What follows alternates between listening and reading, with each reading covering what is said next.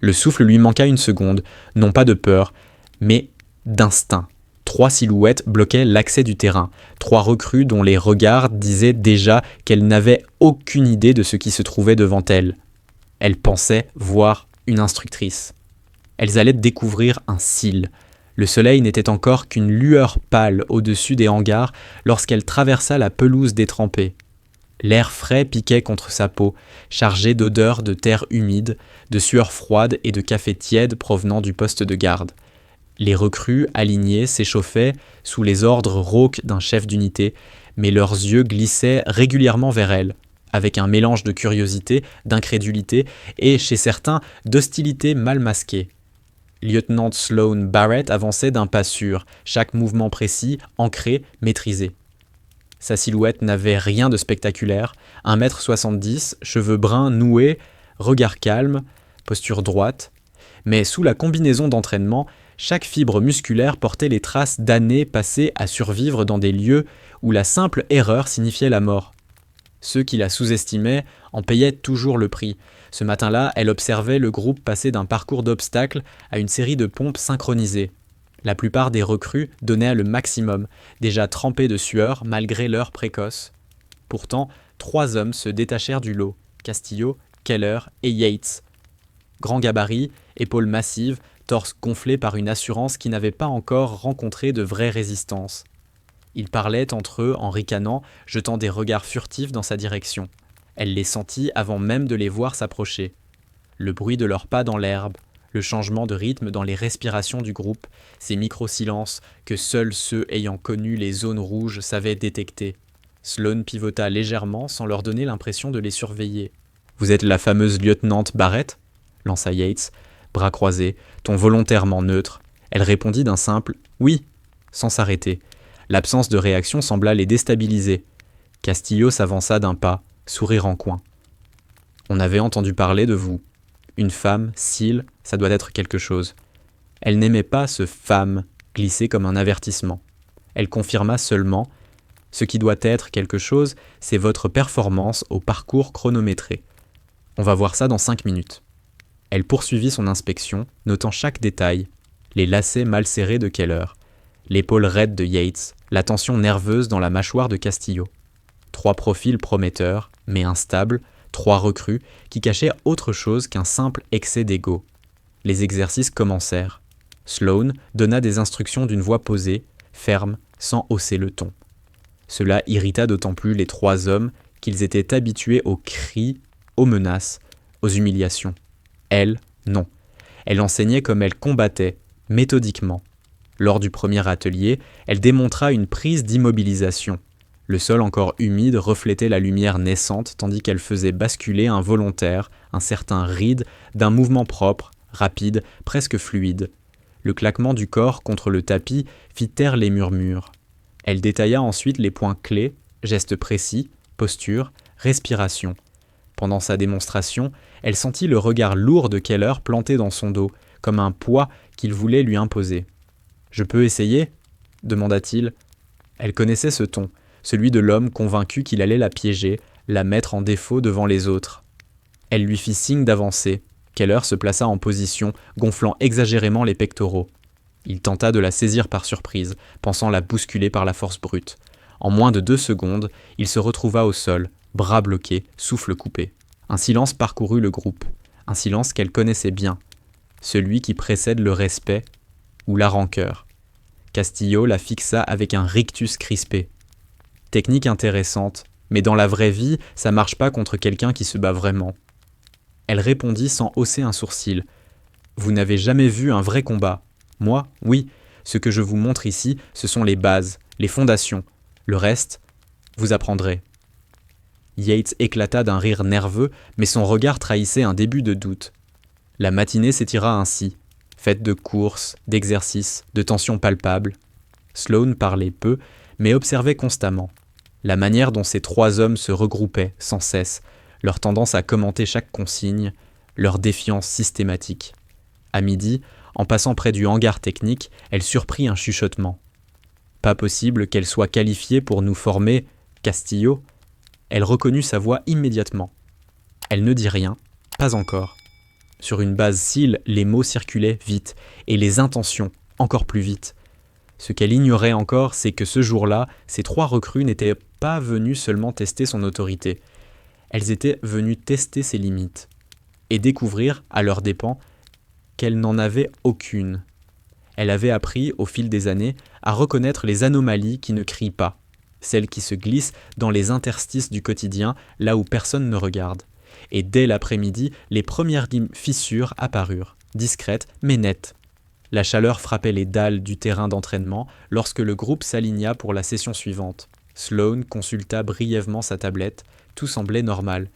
Pourtant, une sensation persistante lui nouait l'estomac. Un réflexe de terrain, comme si quelque chose d'invisible s'était déplacé juste en dehors de son champ de vision.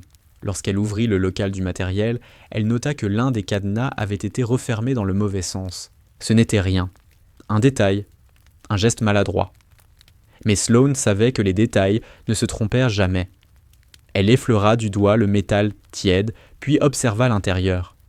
Un jeu de gants tactiques manquait. Et une paire de coudières se trouvait dans un casier où elle n'avait jamais été rangée. Elle ne fit aucun commentaire. Pas encore. À l'extérieur, les recrues attendaient. Castillo, Keller et Yates se tenaient légèrement en retrait, masquant mal leur satisfaction silencieuse. Leur attitude avait évolué, moins de provocations ouvertes, mais davantage d'assurance sombre, comme s'ils avaient pris la mesure de ce qu'ils comptaient faire ensuite. Aujourd'hui, exercice de réaction sous stress, annonça Sloane. Pas de place pour l'improvisation inutile. On travaille propre, rapide, précis. Les premières minutes y se déroulèrent sans incident. Les recrues Cody se déployèrent en binôme, franchissant les obstacles, effectuant des transitions de tir à sec, revenant en sprint. Mais lorsqu'elle vérifia le temps de passage du groupe C, elle fronça les sourcils. Le chronomètre affichait un temps incohérent. Presque 1 minute d'écart par rapport au chronomètre mural. Elle appuya sur le bouton, vérifia l'historique. Effacer. Pas modifier. Effacer. Elle leva les yeux, Castillo la regardait, immobile, un sourire trop calme, trop long pour ne pas être un message. Elle fit signe au groupe D d'avancer, laissant volontairement son regard glisser sur les 3 hommes. Aucun ne détourna les yeux. Plus tard, lors d'un déplacement tactique en formation, elle ordonna un changement de rythme. Le groupe devait se diviser, contourner une zone simulée de tir ennemi, puis se rejoindre derrière un bunker de couverture. C'était un exercice simple, presque routinier, et pourtant, quelque chose clochait. Elle avança vers le point de jonction et trouva Yates en train de réajuster une caisse de charge neutre. Une caisse qui n'avait aucune raison d'être là. Le positionnement était trop proche du couloir de passage. Une recrue inattentive aurait pu trébucher. Une recrue malchanceuse aurait pu se casser un poignet. « Recrue, Yates !» dit-elle d'une voix calme. « Qui vous a autorisé à déplacer cette caisse ?» Il eut une micro-hésitation. Pas de la peur, de la surprise. Elle gênait, madame. Elle n'a pas bougé depuis 7 heures du matin. Ce n'est pas elle qui gêne. Elle planta son regard dans le sien. Il déglutit, mais tenta de se reprendre. C'était juste pour aider. Rien de plus. Elle ne répondit pas. Elle enregistra la scène dans son esprit, chaque seconde, chaque réaction. Le ton, le regard, le mensonge. Les incidents s'enchaînèrent ensuite comme une série de signaux faibles, un talkie éteint dans un casier qui devait rester verrouillé, un fichier introuvable dans les logs de formation, un badge scanné 2 fois à la même minute, une impossibilité physique. Rien de suffisamment grave pour tirer l'alarme, mais suffisamment pour comprendre que quelqu'un jouait dans l'ombre. Pendant la pause hydratation, elle resta à distance, observant les recrues. Le vent chaud soulevait de petites volutes de poussière autour des bottes. Le bruit des bouteilles compressées se mêlait aux conversations brèves et détendues. Sloane repéra Jones et Murphy, 2 recrues sérieuses, assises à l'écart, visiblement mal à l'aise. Elle s'approcha. « Quelque chose à signaler ?» Échange de regards, les yeux fuyants. « Non, madame, » répondit Jones. « Tout va bien. » Elle savait reconnaître un mensonge. Celui-ci tremblait juste assez. Elle ne força rien. Il fallait laisser les hommes parler quand ils sentirent qu'ils pouvaient le faire, pas avant. En revanche, les 3 autres ne semblaient pas inquiets. Au contraire, ils parlaient plus bas, plus serrés, presque confiants. Chaque fois qu'elle levait les yeux, il cessait instantanément. Il la surveillait. En fin d'après-midi, la chaleur s'était faite lourde, électrique. Le ciel, d'un bleu trop net, annonçait la tombée brutale du soir. Sloane testait un nouveau parcours lorsqu'un cri retentit derrière elle. Une recrue venait de s'écraser au sol après être tombée du mur vertical. Un pied avait glissé sur une prise couverte d'un film d'huile discret, presque invisible. Elle accourut, vérifia l'état du blessé. Entorse, rien de plus grave. Mais son regard se porta immédiatement vers les 3 silhouettes en retrait. Keller souriait. Ce n'était même plus de l'hostilité, c'était un message ouvert. On peut briser l'un des tiens sans que tu puisses prouver quoi que ce soit. Lorsqu'elle s'approcha, il détourna le regard. Mais trop tard. Elle avait vu ce qu'il y avait à voir. Le reste de la journée fut tendu comme une corde prête à lâcher. La lumière baissa. Les groupes se dispersèrent. Les instructeurs rentrèrent. Le terrain d'entraînement se vida peu à peu, ne laissant que les ventilateurs des hangars et le claquement métallique des drapeaux. Dans le silence qui tombait, elle sentit encore une fois cette sensation froide, précise, celle qui précède toujours une confrontation. Et ce soir-là, pour la première fois, elle comprit que quelque chose de beaucoup plus dangereux qu'un excès d'orgueil militaire était en train de se préparer. Les recrues ne cherchaient pas seulement à la défier, elles cherchaient à l'isoler. Et quand 3 hommes veulent isoler un SEAL, ce n'est jamais pour lui demander conseil. La nuit tomba sur la base comme une chape de béton.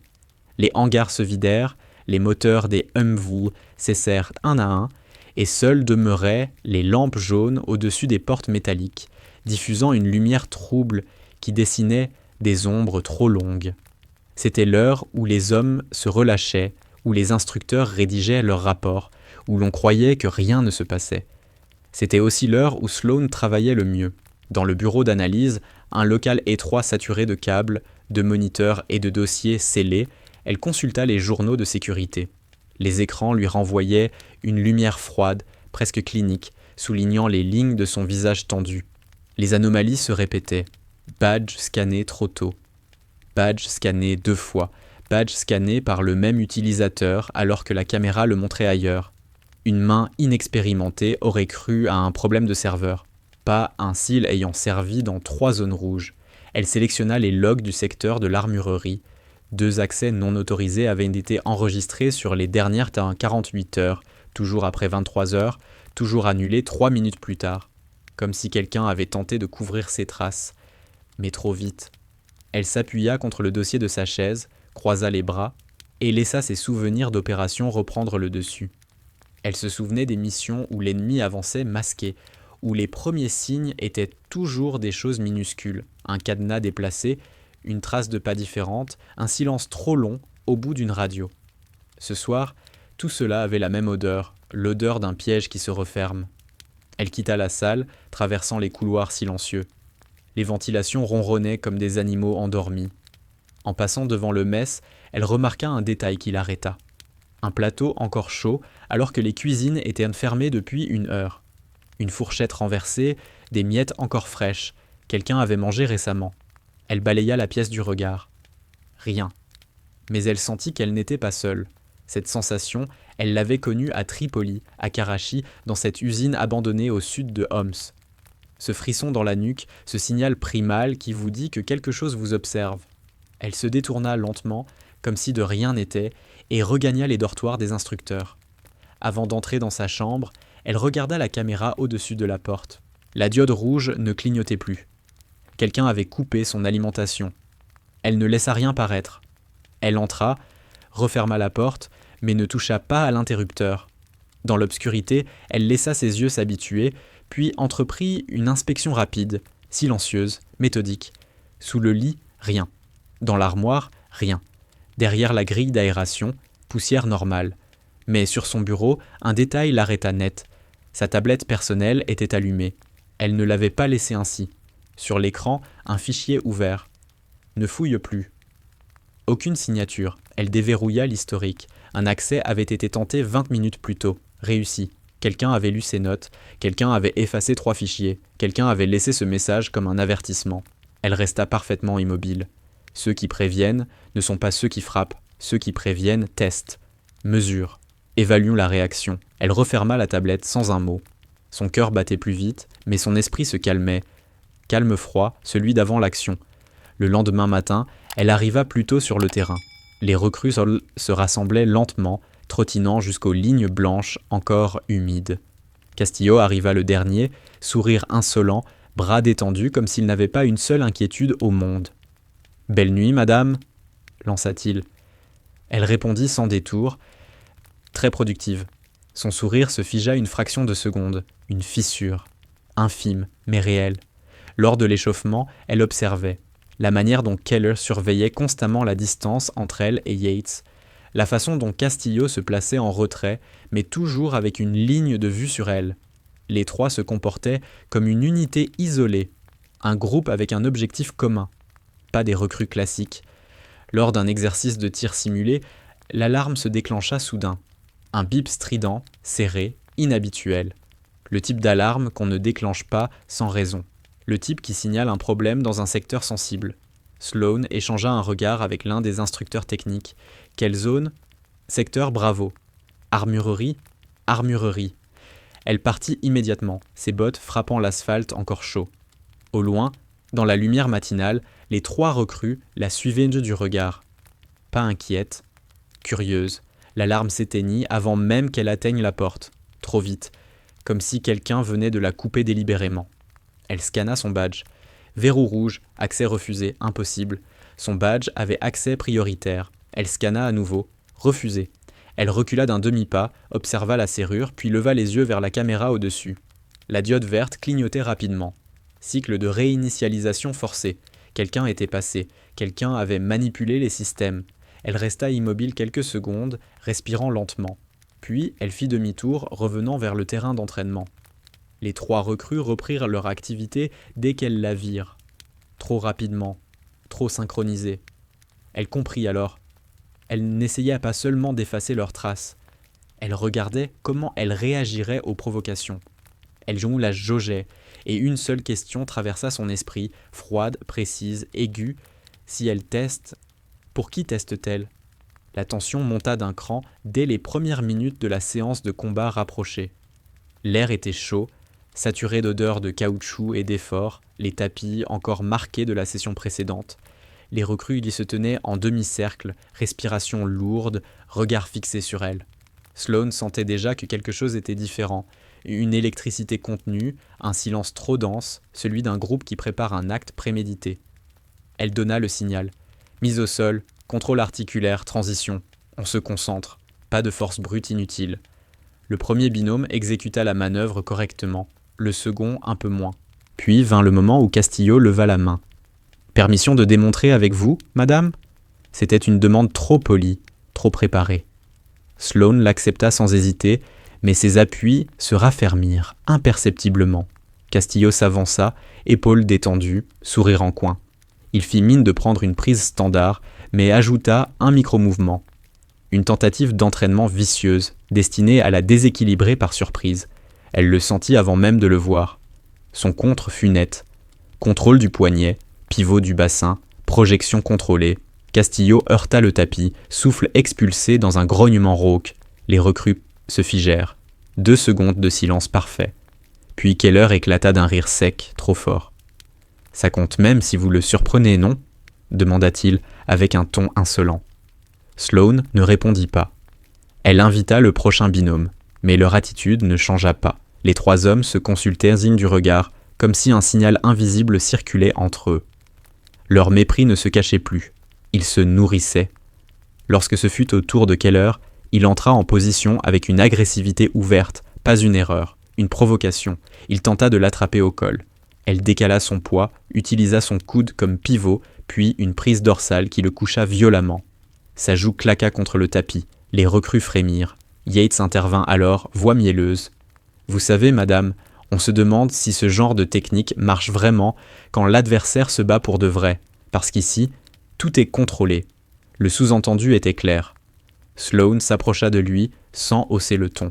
« Montrez-moi. » Yates essaya d'abord la manière subtile, un pas lourd, une pression excessive de l'avant-bras, un bras qui cherche à étrangler. Elle resta immobile une seconde, une seule, puis se dégagea et le fit basculer avec une précision chirurgicale. Il atterrit lourdement, grognant. Un silence parcourut la salle. Mais au lieu de se calmer, les 3 hommes semblèrent redoubler de défis.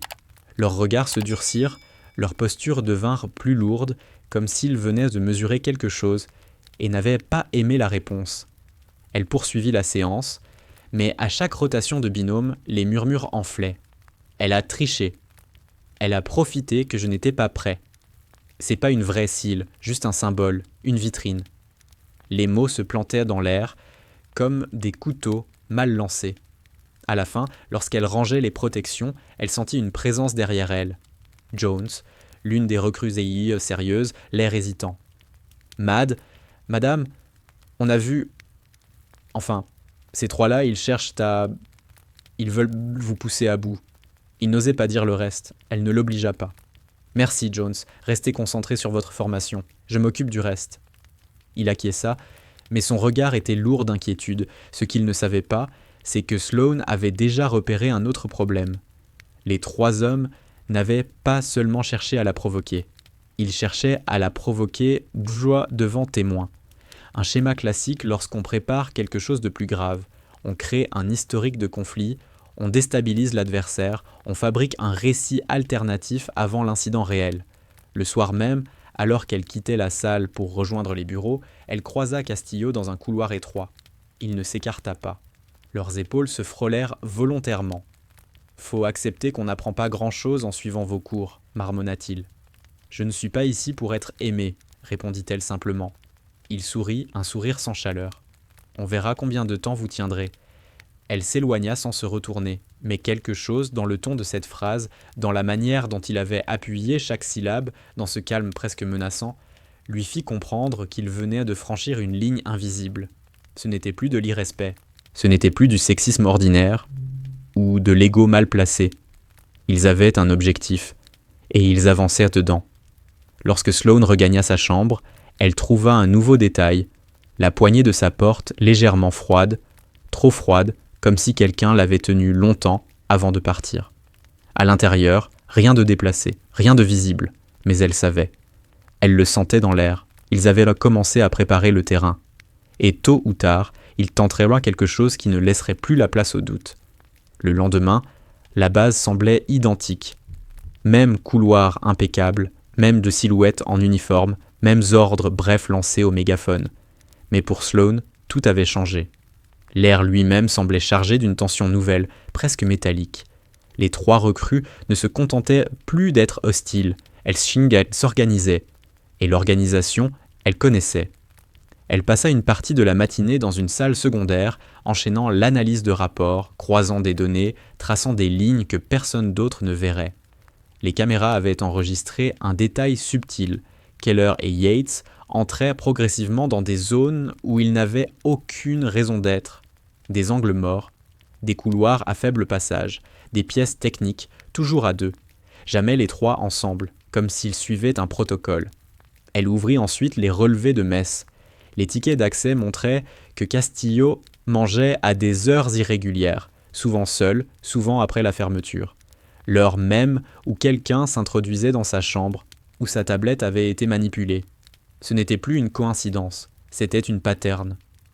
À midi, elle prit un café dans le mess. Le brouhaha habituel remplissait la salle, mais quelque chose la frappa immédiatement. Les conversations s'éteignaient lorsqu'elle approchait. Les regards se détournaient trop vite. Certains murmuraient, pas par mépris, par peur. C'était nouveau. Elle s'installa à une table. Jones, encore lui, entra quelques minutes plus tard. Il hésita longtemps avant d'approcher. « Madame, je ne devrais pas, mais vous devez faire attention. Il pose des questions. Sur vous, sur votre dossier, sur vos missions. Les autres recrues ? Pas seulement. » Il lança un regard vers l'entrée du mess. 2 cadres intermédiaires discutaient, trop près de Keller. Ils semblaient nerveux. « Je crois que quelqu'un les protège, madame. Ou... je ne sais pas. Mais ils ne sont pas seuls. » Elle le laissa repartir. Elle ne posa pas plus de questions. Elle avait déjà compris l'essentiel. 3 recrues ne pouvaient pas accéder seules à des zones restreintes. Quelqu'un, plus haut, leur ouvrait les portes. L'après-midi, elle dirigeait une session de renforcement musculaire. Les recrues soulevaient des sacs de sable, montaient des cordes, avançaient en sprint avec des charges. Sloane circulait entre les groupes lorsqu'elle sentit un changement brusque dans l'atmosphère. Des regards lourds, des chuchotements, des respirations retenues. Elle se retourna.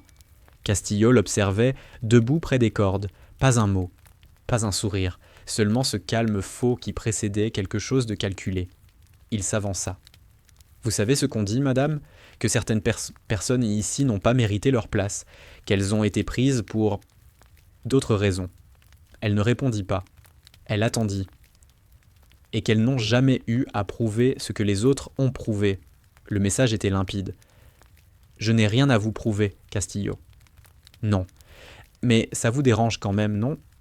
Il la fixait comme quelqu'un qui appuie méthodiquement sur un point faible pour voir si ça craque. Derrière lui, Keller et Yates se rapprochèrent lentement, prenant place dans son dos comme pour l'enfermer dans un espace invisible. Elle força alors un demi-pas de recul contrôlé. Un mouvement presque imperceptible, mais qui brisa la formation triangulaire que les trois tentaient de créer autour d'elle. Sloane s'avança légèrement, frôlant Castillo en passant. Ses mots étaient bas, mais précis. « Si vous avez quelque chose à dire, dites-le ouvertement, pas en embuscade. » Il sourit. Un sourire sans joie, sans chaleur. « L'embuscade, madame, c'est votre domaine, non ?» Elle ne répondit pas. Elle poursuivit la séance, mais le ton avait changé. Les autres recrues suivaient ses ordres mécaniquement, les yeux fuyants, comme si elles avaient peur de se retrouver au milieu d'un conflit qui les dépassait. Au moment de la pause, elle s'éloigna vers la salle de sport vide. Elle avait besoin de réfléchir, de comprendre ce qui échappait encore. Les fichiers analysés, les caméras muettes, les manipulations de matériel, tout pointait vers une préparation. Pas seulement contre elle, mais contre la base elle-même. Lorsqu'elle ouvrit la porte du local des poids, une feuille glissa au sol. Pas imprimée, pas pliée, arrachée d'un carnet. Un mot unique tracé au stylo. Arrête. Pas de menace ouverte, pas de signature, le genre de message qu'on laisse quand on n'a pas peur d'être reconnu, le genre de message qu'on laisse quand on veut tester jusqu'où elle irait. Elle se redressa lentement, observant chaque recoin de la salle. Silence parfait, lumière froide, ombres immobiles. Les trois hommes l'avaient suivie, surveillée, encadrée. Maintenant, ils tentèrent de la décourager. Ça signifiait une seule chose. Ils approchaient de ce qu'ils préparaient vraiment. Et lorsqu'un adversaire commence à avertir, c'est qu'il se sent en confiance. Le soir tomba trop vite, comme si la base elle-même voulait effacer les traces de la journée. Les couloirs se vidèrent, les portes se verrouillèrent, la lumière des lampes extérieures se fit plus dure, plus blanche. C'était l'heure où la plupart des recrues retournaient à leur dortoir, où les instructeurs bouclaient leurs rapports et disparaissaient dans leur quartier. Mais pour Sloane, c'était l'heure où tout devenait lisible. Le silence révélait ce que le bruit masquait. Elle traversa le terrain désert, ses bottes frappant la poussière encore chaude de la journée. Au loin, un lampadaire clignotait par intermittence, projetant un halo instable sur le grillage. Les hangars semblaient dormir, mais elle savait que derrière certaines portes, l'activité continuait. Clandestine, discrète, organisée, elle entra dans le bâtiment administratif. Les néons vibraient faiblement. Dans le bureau de surveillance, elle réactiva les logs de la journée. La vidéo de l'armurerie coupée. La vidéo du mess saturée de bruit blanc. La vidéo du couloir nord gelée pendant 8 minutes. 8 minutes, laps de temps parfait pour entrer, ou sortir, ou poser quelque chose. Elle agrandit les images, cherchant un indice, un reflet, une silhouette. Rien. Trop propre pour être un hasard. Lorsqu'elle quitta la salle, l'air du couloir lui sembla plus froid, presque chargé d'une tension électrique. Elle descendit les escaliers menant au niveau inférieur, celui où se situaient les salles d'équipement, les casiers d'urgence, les zones rarement utilisées. Un étage que personne ne fréquentait la nuit. À mi-chemin, elle s'arrêta. Quelqu'un respirait. Pas loin. Pas fort, mais présent. Une respiration contrôlée, maîtrisée, pas celle d'un homme effrayé, celle d'un homme en attente. Elle descendit les dernières marches en silence, s'obligeant à conserver un rythme régulier. Dans le couloir désert, un seul néon éclairait la rangée de casiers. Le reste baignait dans une obscurité bleutée. Elle avança. Un casier était entrouvert. Celui de Keller. Elle posa 2 doigts sur la porte. Elle sentait encore la chaleur résiduelle de sa main. Il n'était pas parti depuis longtemps. Elle inspecta l'intérieur, gants déplacés, carnet absent, paire de bottes posées autrement. Mais surtout, un étui vide, un étui assez grand pour contenir un couteau tactique. Elle se redressa immédiatement. Il ne se contentait en ni plus de l'observer, il s'équipait. Elle remonta au rez-de-chaussée, longea le couloir menant au gymnase. L'air y était plus lourd, comme si l'endroit retenait quelque chose. Elle poussa la porte.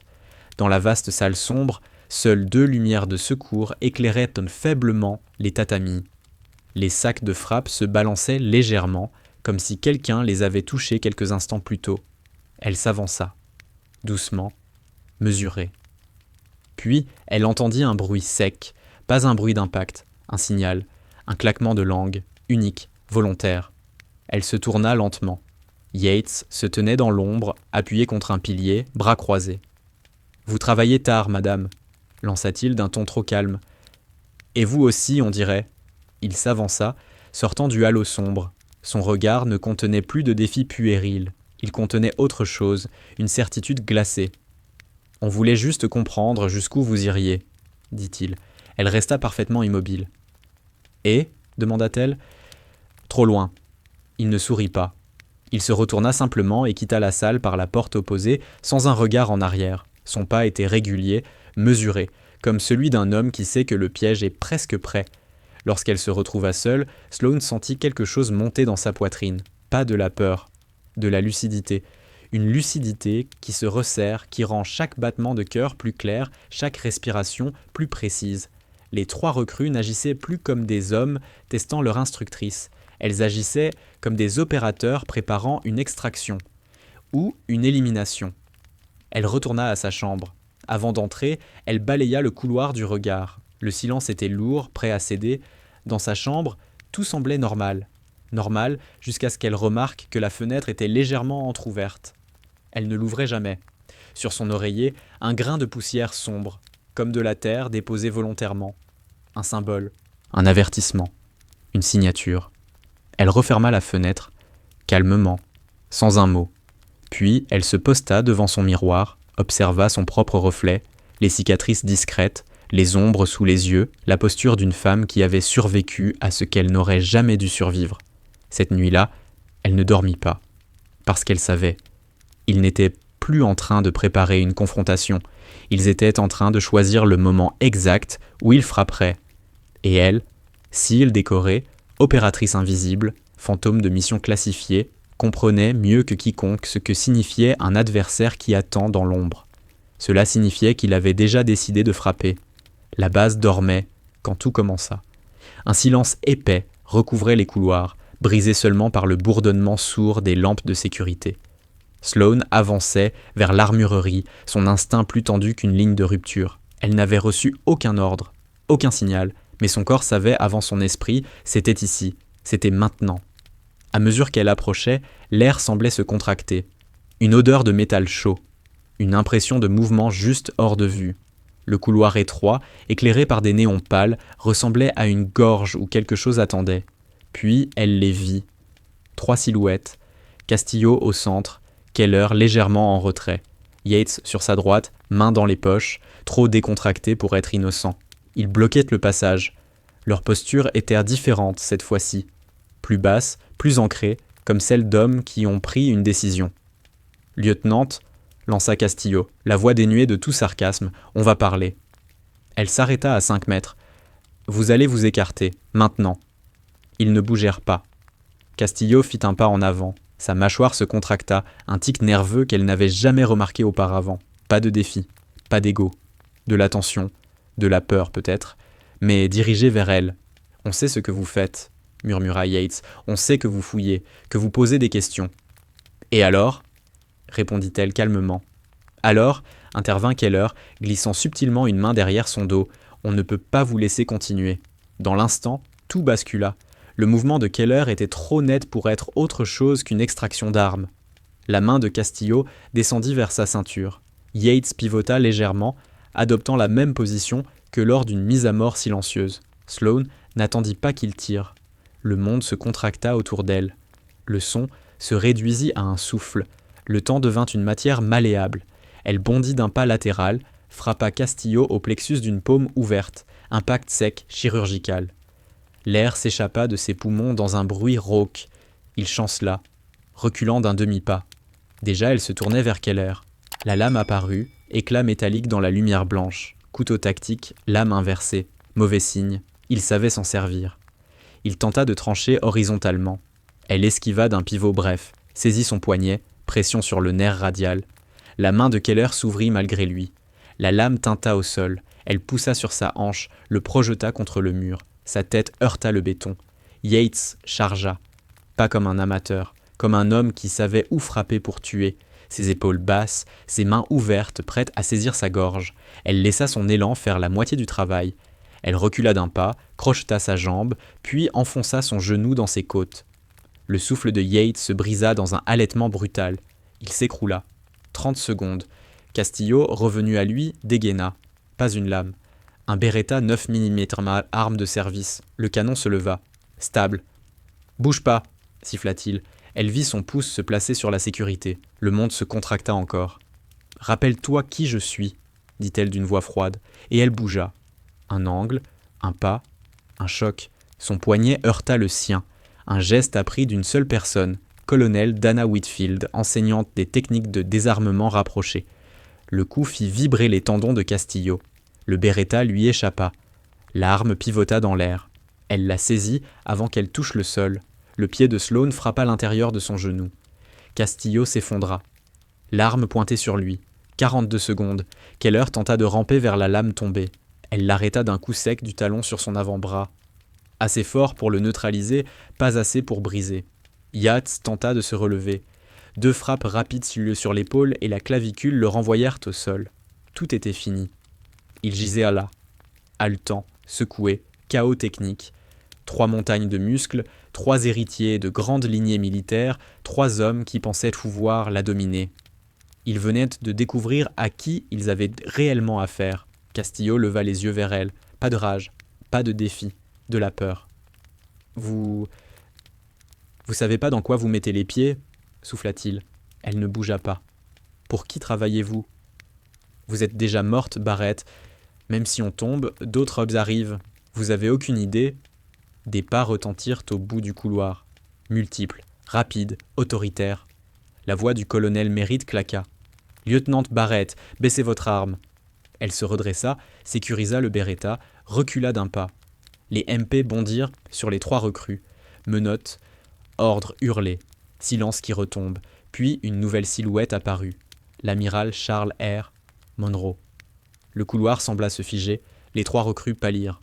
« Lieutenant Barrett n'était pas ici pour former des recrues, » annonça-t-il. « Elle était ici pour vous révéler. » Castillo ferma les yeux. Il comprenait enfin. Et Sloane, calmement, abaissa l'arme qu'elle n'avait jamais eu besoin d'utiliser autrement que pour survivre. 45 secondes. C'est tout ce qu'il leur avait fallu pour comprendre qui elle était vraiment. Le couloir vibrait encore de l'écho du combat quand les MP achevèrent de menotter les 3 recrues. Le sol portait les traces du choc, empreintes brouillées, sueur, gouttes de sang sur le carrelage blanc. Mais Sloane restait parfaitement droite, comme s'il ne s'était rien passé. Son souffle était stable, son regard clair, sa posture impeccable. L'amiral Monroe s'approcha, main derrière le dos, pas mesurée, le visage creusé par une gravité rare. Le colonel Merritt se plaça à ses côtés, croisant les bras, observant la scène avec une lumière dure dans les yeux. « Lieutenant Barrett, » dit Monroe d'une voix basse, « vous avez fait exactement ce pourquoi vous avez été envoyé ici. » Cette phrase résonna comme un choc silencieux.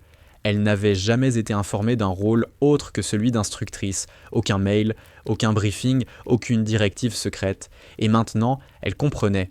On l'avait placée là comme un catalyseur, un appât, une sonnette d'alarme vivante destinée à révéler les infiltrés.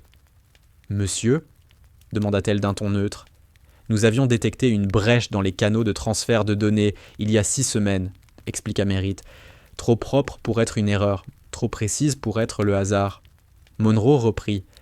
Les premiers logs pointaient vers des accès provenant de la base Ventura, mais nous ignorions qui, ni combien. Alors nous avons laissé les rats sortir. Il regarda les recrues à terre, les traits tirés, les yeux vidés d'arrogance. « Et vous, Barrett, vous êtes le piège qui les a forcés à se dévoiler. » Castillo, au sol, releva faiblement la tête.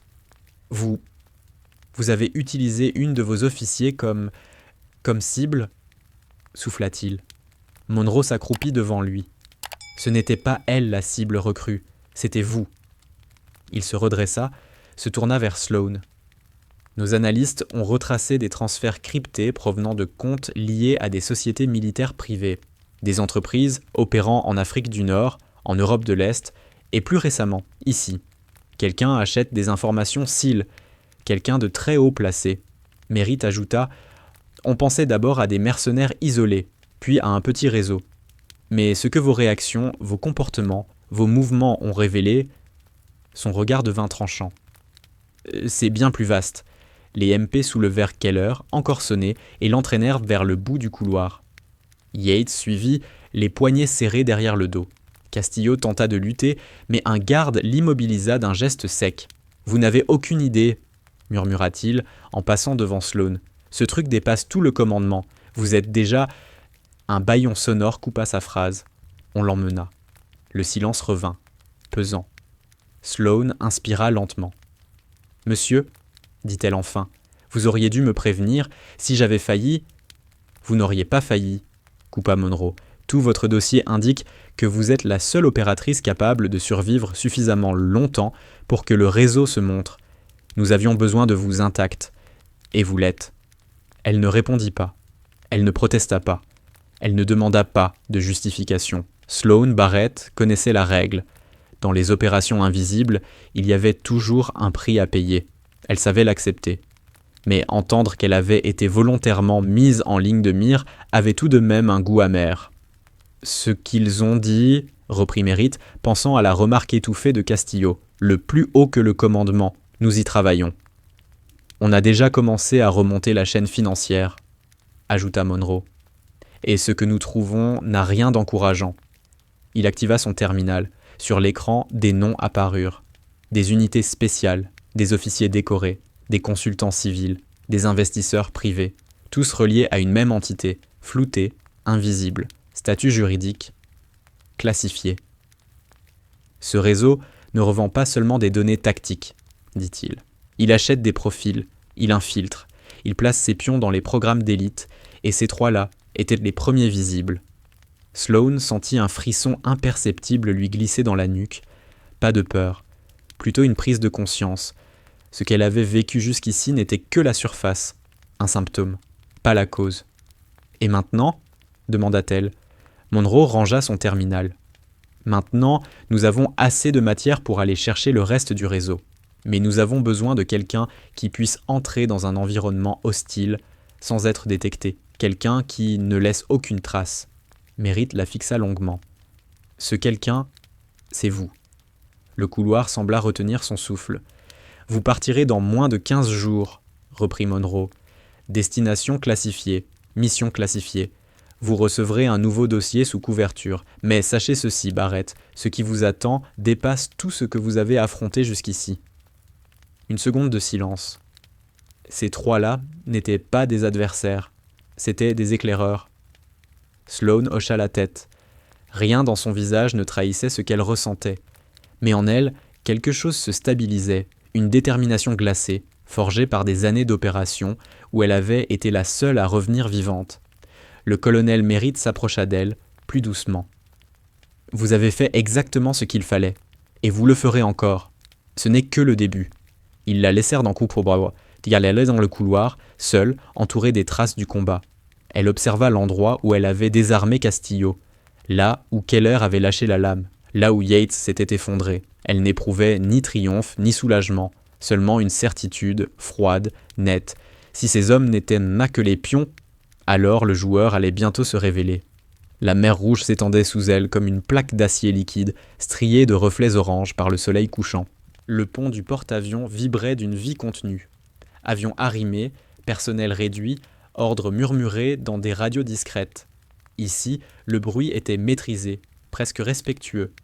Les opérations sensibles ne supportaient jamais le chaos. Sloane observait l'horizon, les mains croisées derrière son dos. Le vent tiède emportait l'odeur de carburant et de sel. 2 semaines étaient écoulées depuis les arrestations. 2 semaines où chaque heure avait révélé de nouveaux fragments du puzzle. Les interrogatoires des recrues avaient confirmé ce qu'elles soupçonnaient. Elles n'étaient que des exécutants.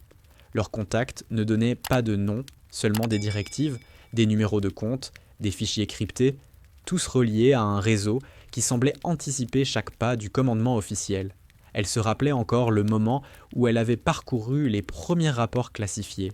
Cellules dormantes, opérateurs infiltrés, acheteurs silencieux dans plusieurs pays. Tout cela avait un parfum familier, celui des opérations où l'on ne combattait pas une armée, mais une structure. La mission qui l'attendait n'avait pas de nom, pas encore. Elle n'avait qu'un objectif, remonter la chaîne jusqu'au point d'origine. Derrière elle, des pas réguliers approchèrent. Le colonel Merritt rejoignit le bastingage, visage fermé mais regard franc. « Votre transport est prêt. Tout le matériel a été chargé. » « Confirmation reçue, madame. » Merritt resta un instant silencieuse, observant l'eau. « Vous savez que vous n'êtes pas obligé d'accepter cette mission. Vous avez déjà rendu plus de services que n'importe qui dans votre cohorte. » Sloane ne détourna pas les yeux de la mer. « Si je n'y vais pas, quelqu'un d'autre ira. Et ce quelqu'un n'aura peut-être pas la même chance. » Le colonel eut un bref sourire. Pas d'admiration, pas de fierté militaire affichée, un sourire de quelqu'un qui reconnaît une vérité qu'on ne peut pas discuter. « Vous savez pourquoi vous avez été choisi, dit-elle. Vous êtes invisible, jusqu'à ce que vous frappiez. Et ces gens ne voient jamais venir ceux qui ne cherchent pas l'attention. » Sloane inspira profondément. L'air salé emplit ses poumons.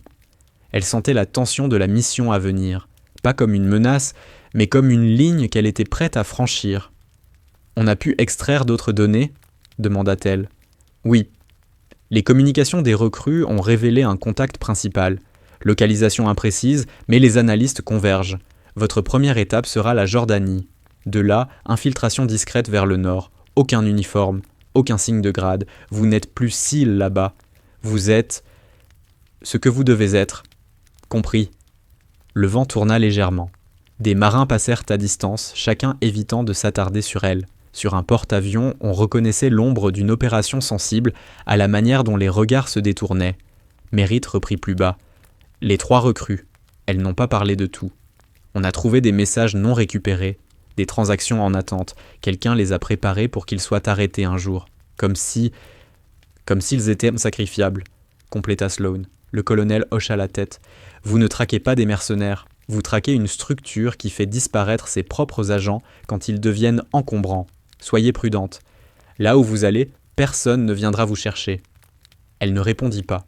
Elle n'avait pas besoin de l'entendre pour comprendre. Chaque mission clandestine portait cette phrase invisible. Si vous tombez seul. L'amiral Monroe les rejoignit alors. Il tenait une tablette scellée. « Votre dossier de mission. Ouverture biométrique uniquement. Votre équipe de liaison vous attendra sur le tarmac d'Aqaba, mais vous travaillerez seul une fois infiltré.